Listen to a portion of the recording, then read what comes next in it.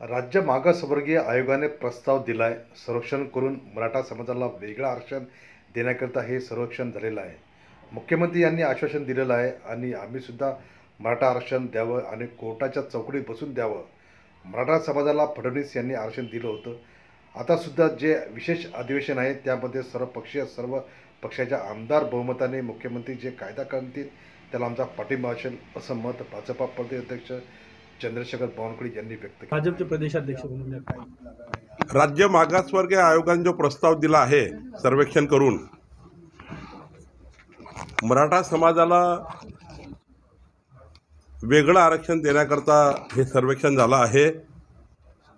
ओबीसीच्या आरक्षणाला कुठेही धक्का लागणार नाही याकरता मुख्यमंत्र्यांनी सर्वपक्षीय बैठकीमध्ये आम्हाला आश्वासन दिलं आहे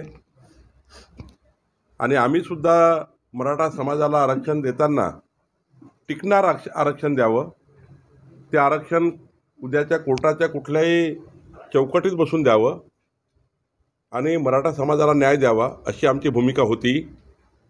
माननीय देवेंद्रजींनी हे आरक्षण दिलं होतं आणि आतासुद्धा जे 20 तारखेला विशेष अधिवेशन आहे त्यामध्ये सुद्धा सर्व पक्षाचे आमदार विधिमंडळ बहुमताने एकमताने विधानसभा आणि विधान परिषदेमध्ये माननीय मुख्यमंत्री जो कायदा आणतील